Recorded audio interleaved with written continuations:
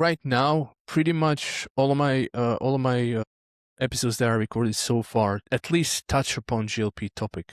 And I think this is really important, not because it's a topical theme and I'm trying to exploit that, but I think because a lot of us are talking about it, and especially us coaches are pretty affected by it. And there are a lot of douchebags out there in our industry who are exaggerating the side effects just because they are afraid some of their clients might leave towards the route of GLP-1s. And my opinion is always this: people who recognize the value of coaching and they understand that GLP-1 is not a permanent solution, it's a temporary solution that doesn't teach you habits, those people are going to be even better clients now, because they will not have this permanent food noise problem. And that just makes our lives easier, our jobs easier. So instead of constantly talking about the psychology of eating and try to skew people towards seeing hunger differently and try to give them support to like budge through those plateaus of weight loss, which usually comes from the aspect of unbearable hunger. So I think for us coaches, if we embrace that, I think things are going to be perfectly fine. And I think all of us who at least consider ourselves as good coaches and good people who are trying to help other people genuinely, I think we'll never run out of business. Obviously, the landscape of coaching has changed. Obviously, with that, with all of the different considerations that kind of impact what somebody's purchasing choices are going to be, like where they're spending their money, where they're finding value. And also what level of service we're providing. Like all of these things have to pivot. They have to keep up. They have to, match what the need is or what our clients are telling us is important to them. I think, people are being a little bit more discernible with their dollars, where it's going. People also have a lot less expendable income. So people are, they're hiring their coach for, the month to month, or they're hiring for a shorter term contract, and they're trying to really figure out, where it is that they're at in their journey, where they need to kind of take a step back and refocus. I think that client numbers have been more deeply affected by all of the information that's available online, all of the confusion that's out there, and people really struggling to decide where it is that their money goes. Obviously, there's a lot of people experiencing financial hardship. That is something that we've always run into with coaching as well, though, access to food, access to resources. So I would say obviously GLPs have impacted coaching, but I don't think that we're as far departed as a lot of the influencers would have other coaches believe. Are you advising clients on these topics? Can you actually discuss these topics about GLP-1s with your clients, or do you always refer out to medical professionals? Well, we don't have the ability to prescribe. We do always have and always will try to stay very tightly within our scope. We've got a lot of information out there on, how to mitigate some of the side effects, how to make sure that you're retaining as much lean mass as you possibly can, what maintenance might look like after using some of these drugs. We can't tell somebody if it's right or wrong for them. And I've personally always taken the stance that I don't always have something negative to say about somebody choosing, this latest shake craze or whatever diet program. I think there's room for any health seeking effort somebody is able to make, because that shows interest, it shows initiative, it shows that they know they need a change. They just don't know what that looks like. So if somebody can say, I did such and such program, you can work with them and say, so what was it about that? Was it the guidelines? Was it the ease that that program offered you? And that gives us all kinds of information on how to work with our clients. And it's the same with the GLP. What about this drug is appealing to you, and what relief does it offer you in your life? Yeah, exactly. So that's kind of how I approach it as well with my clients. So purely from an educational stand. Now, I can absolutely advise my clients if they want to go like keto dieting, carnivore, vegan, or whatever, if they want to explore those routes, I can guide them through that. I can absolutely help them structure those diets in a way that's going to promote general health and not malnourishment or, nutrient deficiency. So that's kind of how I see it with GLP-1s, just trying to support them, never trying to tell people that, like this is a bad decision for you or something like that. Like, who the fuck am I to judge people on that, So it's your choice. I have also a number of enhanced clients that I work with. So like these are not even professional bodybuilders. So like these are just recreational lifters who want to try to get as jacked as possible. I discuss that from an educational stand as well, ask them how certain drugs affect them, but I never tell them don't do this or don't do that. Just speak with another expert, speak to your doctor, speak to your endocrinologist. And that's how I see it with GLP-1s. We discussed previously, before this recording, we discussed, a lot of coaches in our industry are, I'm going to just say it, pieces of garbage, because they are afraid about their client retention so much that they are blasting side effects out of proportion, especially when it comes to muscle loss. So we have this idea, or we have actual data that people can lose up to like 30% of muscle mass. But we're talking about people who don't lift, who are not resistance training, who are not particularly physically active, and obviously who don't have healthy habits. So if we implement simply like lifting weights into the equation, I think we can pretty much diminish those side effects to a large extent, right? So I think, right, go ahead. I don't know why we're having this argument with people, though. This is no different than somebody who's gotten weight loss surgery, in my opinion, because Yeah, any extreme yeah. weight loss is going to cause muscle loss. We know that. But we also know that somebody spending any amount of time in, that unhealthy body composition, that has larger risks for mortality in the long term. So you want to tell me that somebody's going to potentially lose muscle because they're taking a GLP that gets them to healthier composition overall, less joint pain, their body is capable of moving, their confidence increases. If that person has lost muscle in that process, but is better armed to get to the gym and build more muscle in the long term, I I'm was not just about to better say than that. you. I was just about to say that. Like literally a couple of weeks ago, I had the same situation with one of my clients. She was just terrified of going to the gym. And you know this, a lot of clients, especially women, are terrified of the gym. The gym was always stereotypically a man cave. And that's where you can sometimes encourage clients, but clients who are overweight or struggling with obesity, they will never feel comfortable like using machines, using free weights, bending down while doing Romanian deadlifts, being just surrounded by huge mirrors and stuff like that, right? But exactly like you said, when they use GLP-1s or whatever, let's say, intense rapid fat loss protocol, whenever they do that, they, like you said, gain confidence.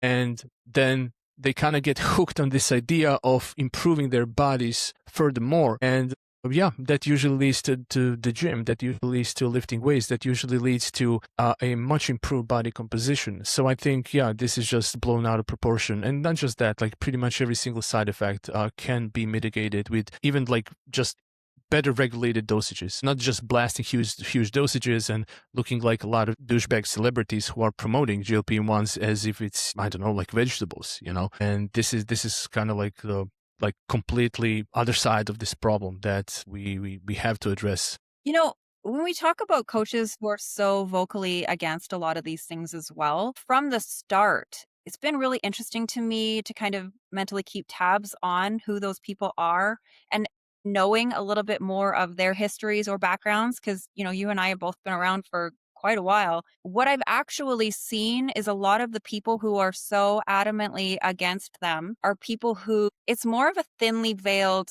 I don't think they should take it. I did it without the drugs. And it to me comes off as a lot more of like a self-congratulatory, I did it, why can't they do it? I Yeah, white yeah. knuckled, why aren't they able? Are they so weak-willed? And it is comical. Like it's fairly transparent. I think that what we're going to see in the next several years is that these drugs offer so many benefits to people beyond weight loss. You can either fight it or you can learn. And I really do hate when somebody says educate yourself or do your research. But Mm-hmm. this is where if you are a professional and you do fully understand how to interpret research and you do know what you're looking for, this is where you do need to pay attention to the research. And most people in our industry don't know how to interpret research. No, So what and they that's the do thing. is, yeah, so I mean, what most people do in our industry is they follow a certain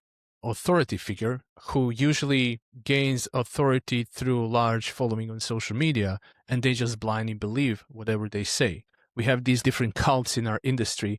And yeah, I mean, just trying to interpret scientific papers, you have to invest a lot of time to figure that out. So we had official education through our certifications of how to read studies. But for most people in our industry, what they do is they read an abstract and they make conclusions out of that abstract. Or they just see results and they use that as a headline and then they speak their mind, when a lot of times it's just misinformation, and making points and creating content. It's just today is just all about attention. It's all about entertainment. It's all about making these huge controversial headlines and trying to be contrarian with everything, when in all actuality offering people human touch and human side of coaching, I think that's going to be a huge benefit for all of us who haven't turned our backs on clients while trying to gain popularity and through that gain new clients. Do you think coaches as us, we should work with people who use GLP-1? Absolutely. I think it would be such a lost opportunity for just offering client support. Um, Many clients who take GLPs, some of them are on quite small doses, some of them are on larger doses, some of them are in, different stages of trying to titrate down, to wean off, to look at, where hunger signaling comes back, what their new habits have allowed them to live like. I can see, a lot of the public comments that people are making. I have a little bit more intimate view of, what clients are struggling with, what coaches are trying to help their clients through. I also have several friends who are on these different medications, and I've had some very enlightening conversations because I have so many different views of how these things are impacting people. And again, I don't think that any single one of us is able to say that we know what's better for somebody else. It doesn't matter what the risk is. If that person is well informed and they are making a choice, it is not for us to say. It's the same thing as saying you can't work with somebody because they're an alcoholic. And I'm not comparing these drugs to substance abuse or anything like that. But I am saying that just because somebody has some level of risk in their life or some vice, that doesn't negate all the other areas of good that we can help somebody with. And, I have worked with people who have had different, substance abuse issues, and they've been pretty, I want to say, maybe refused to acknowledge that some of those things are barriers for them. And I remember I worked with one woman and she explicitly said, "No, I don't have a problem with alcohol." And I said, "If it's just something you want to, have a glass or two to wind down, why don't we try non-alcoholic wine? It still allows you that ritual. It's not going to negatively impact your sleep." And after a few weeks, she came back. She said, "I need to work on my relationship with alcohol. I think I need to work on my That's relationship with awesome. a lot of different things." Judgment. Because you meet that person, they're willing to have that conversation with you. Yeah, meeting them where they are. And that's kind of what I wanted to ask you. I don't know, have you noticed this on social media? There's this, like, not official theory, but what I call the maintenance crisis theory, where there's a lot of coaches now expecting a rush of new clients who are using GLP-1s without any support, without building habits, and then coaching is going to become some sort of like cleanup, you know. Do you see it that way? Do you see any aspects of that? Not yet, at least. I don't. I think that's a silly thing, really. I don't I don't even know what to say about that. I think a lot of that is more driven by scarcity, wishful thinking. I think a lot of coaches are not coaches regardless. A lot of people in our industry, they really walk that line hard between, scope, ethics, and trying to be an armchair therapist. When we work with clients, of course, they're going to talk to us about their life, their personal life, their intimate life, all kinds of different topics are going to come up.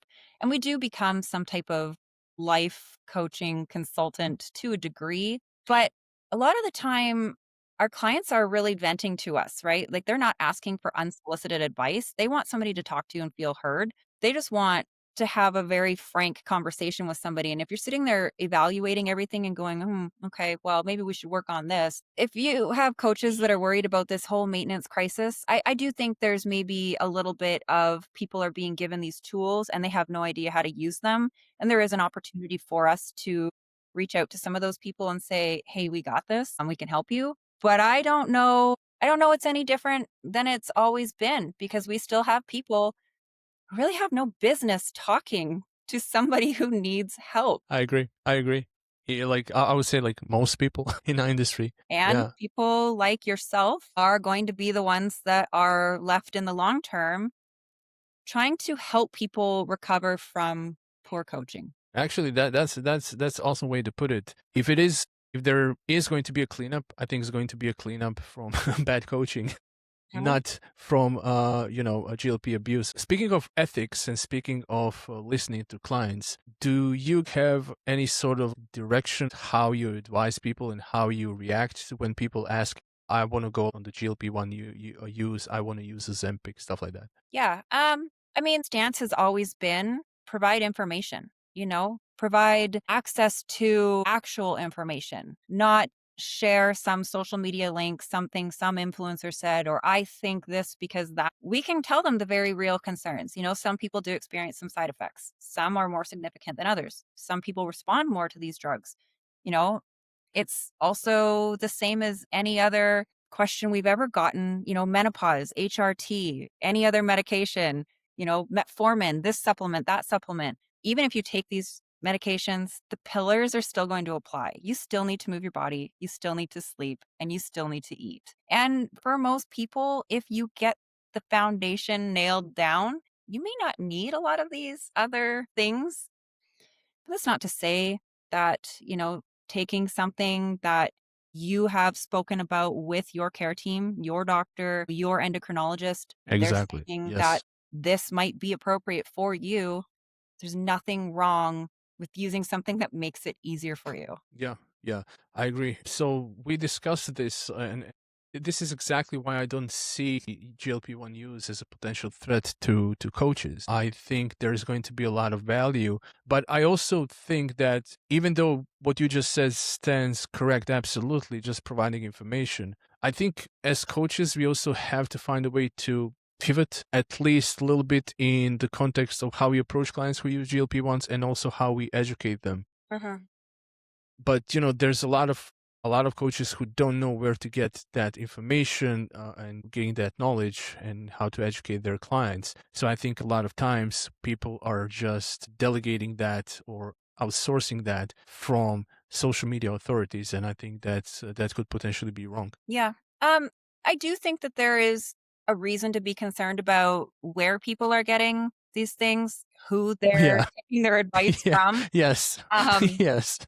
it feels a little bit like if a client comes to you and asks you, is this something I should consider? And a coach goes, sure, why not? Or here's all of my concerns about it. Or we say, go talk to your doctor. Not everybody has access to good medical care. Not everybody has a doctor that they can just call up and make an appointment with. There are all kinds of different clinics that will prescribe these things, but I would say that there are also a large majority of people who are looking at online access that are looking for a little bit sketchier websites. They're finding their Reddit protocols and all of that. That might be a different topic than what we're covering right now, but I do think that there are probably a lot of coaches that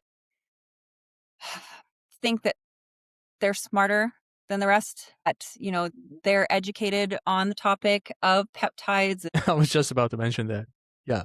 I've seen some wild conversations in some groups and some reputable businesses allowing some of these conversations or even encouraging them. I don't have a problem with anybody using their own results as kind of like a guinea pig type Hmm. situation. I think that you should be curious about your body. I think you should be curious about, your methods, especially if you're somebody who's kind of a little bit more dialed in. But we do need more information out there to help people better interpret research, to know where to go to find this information. So it is, like you said, difficult. I think that there should be more information out there on how to read research. I think that's one area that's really lacking. But I do think our coaches do a really good job of providing unbiased, information about it. Here's the concerns, here's the benefits. Sure, if you feel like you want to talk to your doctor about it, let me know how that goes. Let me know how you're feeling. And it is kind of the same as somebody comes to you and says, oh my gosh, I'm exhausted. And maybe they're a brand new mom. And there's really not a lot you can do to help them through that exhaustion period because they're up feeding their baby, 6 times a night. A man comes with the same complaints and he doesn't know what it's like to be a breastfeeding mother, but he knows what it's like to be exhausted. And kind of at the reality of that is both people are exhausted and they need support with how to make it through that. So it doesn't really matter what that cause is. What it matters is how you're helping your client through that. 100% agree with that. I don't necessarily support drug use, but I do support people who need them. Yeah. And I unfortunately see a lot of people who are abusing them who don't necessarily need them. And I think that's us other side of the coin of the problem. But so do you have any advice to just, potential clients, current clients, just regular people who are here seeking information, how to curate that information? Do you have any advice on how to spot misinformation? Best advice I could give on red flags, any absolute type comments. You should absolutely do this. This is the one thing. Look at their history. How many times have they pivoted to this is the thing? How long have they even been around? What type of following do they have? What type of funding are they receiving? Oh, do they have affiliate codes? Do they get kickbacks for talking about this supplement or that one? It really is the same things that we've always looked for. If somebody is promoting something, are they involved in it? Yeah. Yeah, that's a telltale sign. It is hard, but yeah, I would say the number one thing is anybody who is saying explicitly this one thing is going to fix your problems, that is a red flag to me. And, it's the same as HRT really, and you touched on that, drug use or any number of things that people could be on. Um, Hormones for the longest time was the thing. Menopause has been circulating for years now as like the thing that is preventing loss. But HRT doesn't fix people's problems. It can help sleep. It can help with some of the side effects of aging, but that still doesn't negate the basics that need to be covered. It just makes it easier to tend to those things. It makes it easier to go to the gym when you're less tired. If you're sleeping better, your appetite's going to be better regulated. You're not going to be sitting there seeking, glucose or, quick energy type foods to get through the slump in the middle of the day. Mm-hmm. Yeah, I'm glad we're on the same page here. I think like this specific topic, I'm going to try to drag it as much as I can with pretty much all of my guests. So like I said, I'm not here to just, fish for popular topics or anything like that. I think this is something that's affecting the entire industry. I think GLP-1s can affect us coaches in a very positive way. I just think, unfortunately, a lot of people, especially with huge followings, have taken the other route of just fear-mongering people out of their own fear of scarcity and losing clients. And yeah, I think we covered a lot of things that I wanted to discuss with you today with this Let me ask you specific topic. then, Yeah, before go ahead. we get off, like how are you seeing that this is impacting your business? Because you and I have a fairly similar background with our education. We have a fairly similar background with our own experience with our health, with fitness, what that looks like. I know we generally have a fairly similar view on how to connect with people, morals, values, that kind of thing. It is hard to be relevant in an industry like this because there's always some new person that's come out, but like, how have you seen these things evolve? What has your perspective been on this? A couple of years ago, I want to say like 2023, 2024, not that many clients have used GLP-1s. I think I had maybe like 2 or 3 clients who use GLP-1s, and I still work with those people. Yeah. Last year was a big hit, not necessarily big hit um, on my client retention per se, but it has been a big hit on that I had to find a way to pivot and to adapt quite quickly. My number one priority is always just client care and provide client care. And through that client care, I try to gain more clients, right? So that's like that. That's pretty much my entire marketing is word of mouth marketing. People who use GLP-1s who ask for my help are usually people who used it and they kind of just want to either improve their habits or they want to build muscle. So all of a sudden, because, I've lost around 200 pounds, you lost a significant amount of weight. So for a lot of people who know me, even though I have zero social media presence right now, but a lot of people who know me, they know me as the weight loss guy, the guy who lost tremendous amount of weight and kept it off, right? And, a lot of times that's been kind of the stick of my marketing as well. So for me, it's kind of weird because I do have some clients who left coaching and they kind of like, hey, this is just helping me. I don't have any issues with hunger. And that's pretty much what we worked on for the last, couple of months. Like, okay, that's cool. And for me, what it is really cool is I'm cutting back to my roots of like personal training. I have made more training programs in the last year than I did in the last 6 years combined, probably. Because most of my clients were asking for nutritional help, right? And guidance and primarily weight loss. I haven't had a lot of clients in recent years who are specifically aiming to build muscle without necessarily fat loss, or here and there you're going to get someone who has enough patience to go through the hell of recompositioning. But right now I'm really enjoying this shift. It's much easier for me to work with people simply because, like I said in the beginning, there's no, and this has become a very popular term on social media, the food noise, right? We discussed it before, but right now it's huge. But it is something that I can identify with. Like, you're trying to lose weight, you're trying to build muscle, but you're making a meal and you're already thinking about the next meal, and you're hungry, and you are looking at your calorie allocations for the day, and all you have is like 200 calories in the evening, and you're going to spend probably 5 more hours awake, and then you're trying to figure out, how can I eat as much volume of food with 200 calories available? So my clients who use GLP-1s, like, they really don't have that problem anymore. So for me, my philosophy was always to try to educate my clients on not trying to escape hunger and not trying to succumb to this allure of food volume, and trying to stuff ourselves as much as possible so that we kind of just like quiet down that food noise. So like all of a sudden, a big chunk of what I do with clients has just kind of like disappeared, not with all of my clients, of course, but specifically with clients who are using GLP-1s, most popular Ozempic. And like, it's fucking awesome. This is Like, exciting. Hannah, you have This no has idea. always been Yeah, the yeah, yeah. point. Exactly. Hannah, just imagine you worked with hundreds of clients, as well as I did.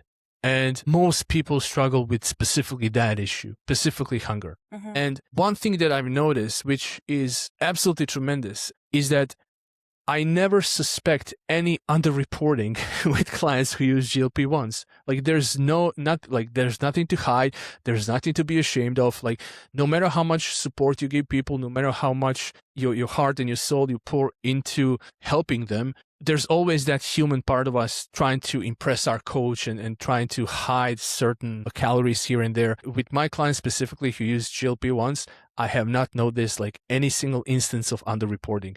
I do have I have a client. I do have one issue with her, which is she's like over-reporting, if that makes sense. She's losing weight quite fast, faster than I would advise and that I would like her to lose. Not because like muscle loss or anything, but because she's feeling quite exhausted. Her sleep quality is now diminished.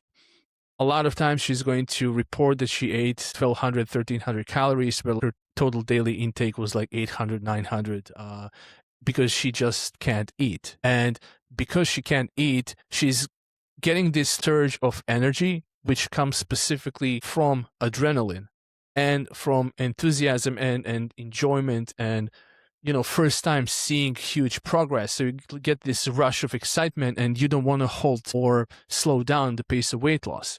This like underreporting is one of the like 3 top issues that we coaches face. It's not like our clients are lying to us purposely, but you have the tracking accuracy issue. You have the aspect or the variable of movement and how it affects daily calorie intake and daily calorie, expenditure. You have all these variables that we can control that affect underreporting. Every time we mention underreporting to our clients, you always have this sense that they're going to misinterpret it differently and that they're going to think that we're judging them and that we are calling them liars. But, in my experience, that's rarely a case. But like what I'm seeing with GLP-1 clients more and more, where people are literally like over-reporting. And I think this is going to be a next big thing. Just people listening to coaches who are advising them on, building muscle and slowing down the pace of weight loss so that it's easier to maintain and try to build habits. And people just feel this rush of, enthusiasm for the first time ever. And I can identify with that as well. Like there was a point when I started losing weight when I was like around like 400 pounds. Like I would literally wake up like almost every day and I would be like half a pound or a whole pound lighter. And eventually it caught up with me. So like the pace of weight loss kind of slowed down.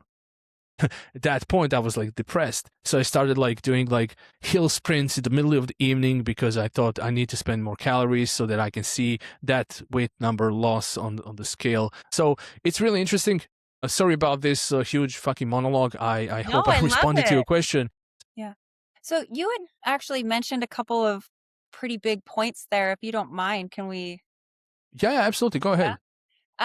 So portions, this has always been a pretty big topic. At least in the past, that was always one method is making sure you've got, X number of grams of produce to your meals or volume eating. I've never actually been a fan of that. I think that there is a certain where it's beneficial, if you've got somebody who's cutting to very, very lean levels of body fat for whatever reason. But the majority of lifestyle clients are trying to learn how to live their life and how to incorporate these habits. And I've always felt like encouraging somebody to overeat, even if it's on vegetables, is a recipe for disaster. And especially with some of my smaller women that I've worked with, there's a point where it's no longer volume eating and it is binge eating. Like I don't have a problem with somebody bulking up their meals and eating a lot, especially when it's micronutrient dense. But when you get sick of eating, tuna and spinach or celery, you're going to go back to the chips. You're going to go back to the thing that has the palatability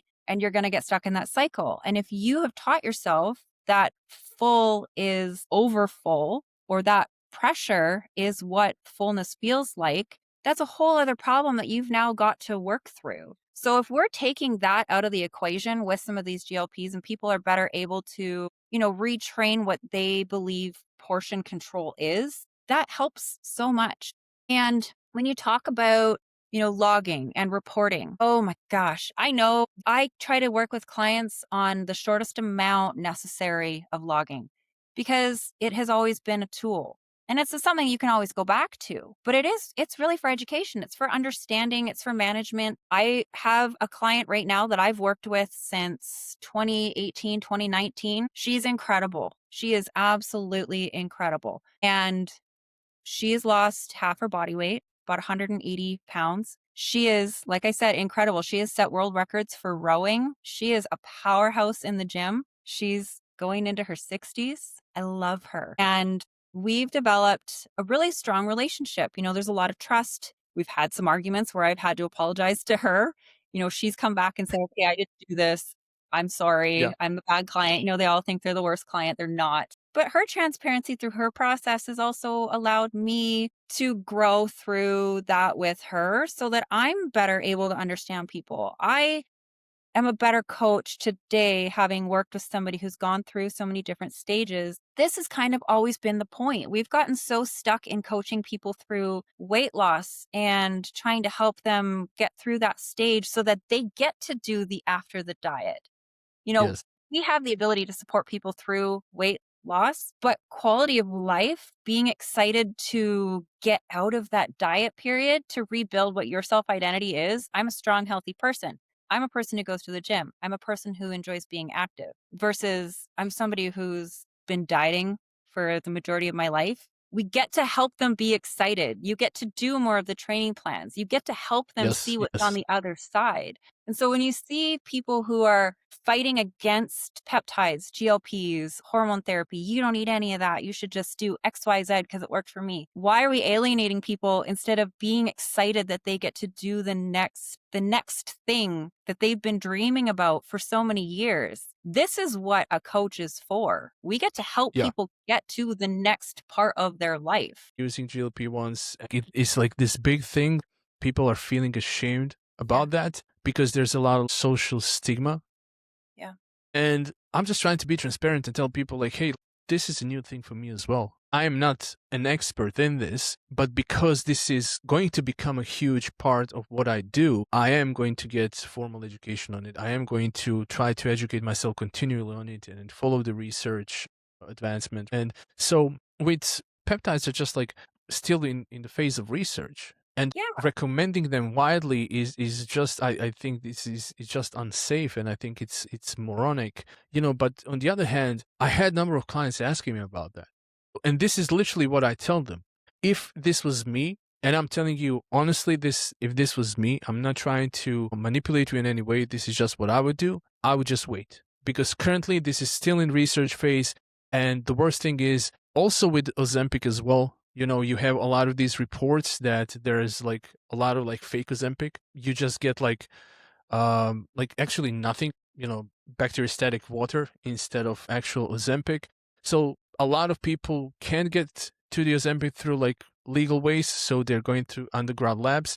And if you want to get peptides, that's most commonly the route that you're going to take it. And that source would be an underground lab. And I absolutely don't trust them because God knows what I'm putting into my body. So being transparent, trying to be honest with the fact that this is a new thing for my client as well as for me. There are obviously a lot of complex issues that we need to solve. There's a lot of different things that we're looking at from the client perspective, from the coach perspective, from, product viability, how we pivot our services in really the climate of what coaching is these days. I get to look at things from so many different perspectives and I love it. I am such a curious person. I don't look at coaching as like, okay, here's the roadmap. Here's what I need you to do to get to this point. I look at it from, okay, what's going on? What do we want to do next? Hey, this thing happened. Let's figure out why. I am, like I said, such a curious person. And I think that that curiosity has helped me prevent from getting stuck. I don't read research because I want to keep up with what the next thing is to be better armed to argue with somebody. Read the research because it's genuinely interesting to me. I love how these things are impacting people. And like you had mentioned, struggling with clients who are underreporting versus now with these GLPs over-reporting. The, Exactly. the, the majority I hope that term catches up. I have to patent it somehow. you should give it the DBTM. Exactly. But, I've had clients that have come to me and tell me I'm eating this much. And whether it's not enough, it's too much, it's what they firmly believe their intake is. None of it really matters, right? We look at it like, okay, how is it impacting your progress? What are we seeing those changes look like compared to what you believe your actions are? I'm not a huge fan of logging. I think that that creates a lot more problems for a lot of people. I like it as an education tool. I like to get a good understanding of what people are doing. For me, looking at somebody's logs, I take what their dietary habits are and we look at what the smaller tweaks are. So can we replace, this meat with that meat? Can we replace this portion of starch with maybe adding a little bit more of this? Like, how are you eating through the day that maybe your breakfast is too fat heavy and you're feeling very fatigued through the day? So let's even just change the order of what you're eating through the day and keep your favorite foods. But, we're not allowed. We don't do like meal plans. I've worked with clients where we've built like, here's your proteins, here's your carbs, here's your fats, here's what those rough servings look like. Pick one from each column and you've got your meal. But they're all the foods that they eat and it's just an eyeball portion. And Yeah, yeah. so I had mentioned a client of mine who's a dear friend at this point, who has lost so much. I don't know. We've worked 6, 7 years together and I've maybe got 20 check ins from her, but we talk so much. And I don't need her food logs because she tells me how she's doing. What I have asked for is, I want you to send me photos of what your protein sources are through the day. I want to know that you're getting protein through the day because you've busted your butt to maintain your muscle. You're in the gym. We want to make sure that you're doing something to support that. But I'm also not going to sit there and tell you you're not eating enough. I need you to eat more produce. I need you to do this and that. Exactly. If you're not eating very many fruits, vegetables, whole grains, maybe could you take a multivitamin just for now? And she's losing weight. She feels amazing because she has less pain. She moves more freely through the day and she's in the gym getting stronger and stronger. And like, man, she could outlift me. But she's also now experiencing the benefits of properly fueling prior to lifting. I haven't had to tell her what she has to do. I've made suggestions and given her the space to trial and error. And she goes away and tries these different things and says, here's where I felt best. And we go, okay, let's build off that. Yeah, and you mentioned we're really trying to stay in our lane. We are not trying to be life coaches. Most of us are not even qualified to be life coaches of our own for our own lives, right? But Trust I no one think wants to live like I live. so. I think that us coaches who always had this kind of like, I hate this term because social media just completely exhausted it, which is like holistic approach. But I think having a more, at least holistic ability to listen and to have better conversations with people, like, or just generally listen more, that's a huge thing in how we coach. But Yeah. simply from the aspect of listening to people because they tell us a lot about their lives. So you really cannot not connect with people if you truly care about them when they tell you about their struggles, about their traumas, about something horrible that happened to a member of their family, or if they ghosted you for weeks and they come back with a tragic story or something like that. You cannot not take that into consideration. GLP-1s are just one part of that. It can affect people greatly. It can be detrimental to some people's health, but just trying to listen and not trying to give people medical prescriptions and trying to pretend that because someone said something on social media because they have 6 million followers now that you can freely speak to a client from that database of knowledge, which is a lot of times wrong. Those are the things that are crucial in how we coach. I don't think necessarily we need to completely pivot and change our even like our marketing or something like that. But I think for coaching specifically, a lot of coaches are that I spoke with are afraid that they have to switch their marketing or that they have to change a niche because they've been known as a weight loss coach and a muscle building coach or recomposition coach or whatever for many, many years. And then all of a sudden, the bulk of what they do is not necessarily important anymore, but conversations and the human touch and just listening to people and having conversations and trying to coach people while trying to, disseminate all the information and how it affects this process. I think us who have that ability are always going to be fine. Well, like, do you agree with that? Like, because we discussed a lot of good coaches being afraid that they're going to lose a lot of clients. Do you have anything encouraging to say to good people, good coaches? You know what? I think in the course of this conversation, I have changed my mind a little bit on some of this. I don't think a lot of good coaches should be afraid. And to be clear, the basis of our conversation is largely around lifestyle coaching. It's largely around, Gen Pop. We're not talking about like upper tier athletics that are at that high level doing, all of those crazy events because analytics and very black and white equations, all of that review the data. That stuff is so important when you get to that level. But when we're talking about real life, I don't think that good coaches should be afraid. I think people who have capitalized off of those who are stuck in weight loss should be afraid. I think that weight loss coaches who have nothing else to offer should be afraid. And I don't think that's a negative because I think the shift that we will see is that coaches who do care, coaches that do provide really good client support, that like we just talked about, who are excited for the after the diet part, that they get to do the fun stuff with these clients now. I don't think they have any reason to be afraid because that has always been the point. The people, the macro coaches who can't help somebody beyond setting some numbers, beyond losing some weight. When if you help a client lose 15 pounds and then they're gone, well, some clients just want to lose a little bit of weight, but the majority of them, that was only the first stage. But if you can't help somebody after that, maybe those coaches should be worried. Yeah, absolutely, absolutely. Right now, one thing that I really like, and one thing that gives me courage, and I'm really not afraid of this, is that a lot of my clients are with me and stuck with me because they want to be stuck with me. Yeah. Simply because all of my check-ins right now, there's nothing in a written form. There are no forms. There is no like official check-in or anything like that. It's just we jump on a call once a week, sometimes twice a week. We discuss things like you discuss with your client. Like this is exactly what you said. You don't necessarily need these analytics and statistics and written form check-ins. Some people literally just need to vent, like you said. And most of the time, my clients are much more honest with me, and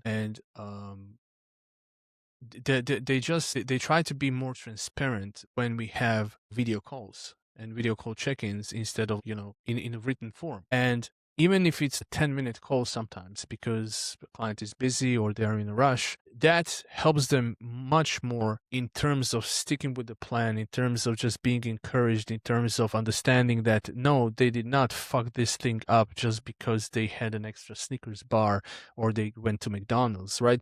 So just having conversations, sometimes even on the spot with clients, that's just made a massive, massive difference in how I do coaching right now. And my client retention is pretty solid Mm. up to a point where I still have, clients that I've worked for many, many years. I still have same people working with me. They sometimes use me as a safety net. They sometimes use me just someone to brainstorm things with. That's something that puts me in a position where I'm not afraid of anything really changing in the industry. Like coaches who 100% rely on AI are pretty much the same coaches who are going to be absolutely negatively affected by GLP-1s, and people are going to start recognizing that shit as they do recognize AI content right now. You know who's getting an AI response, and it's no different than all the data we've always had.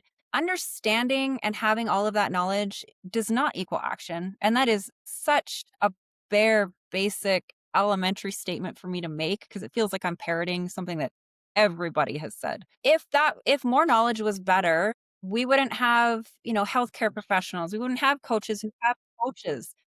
More data is not always better. It just leads to more paralysis. So even as a coach, I mean, having data is important, but at what point is more data not better? We're looking at this wrong maybe too, because you have all this information about your client, about what they're doing. You can have literally every single second of their day recorded and they're still not doing something. You can't force action. You have to go back to the simplistic I agree. foundation steps. And that's where I want to leave us with this conversation right now. I think this was awesome. Yeah. Yeah. I think the scape of health and fitness and everything that we know it to be is going to change. But I think for good coaches and practitioners, we have every reason to be excited because we have effectively solved one of the largest barriers to people getting excited about being healthy.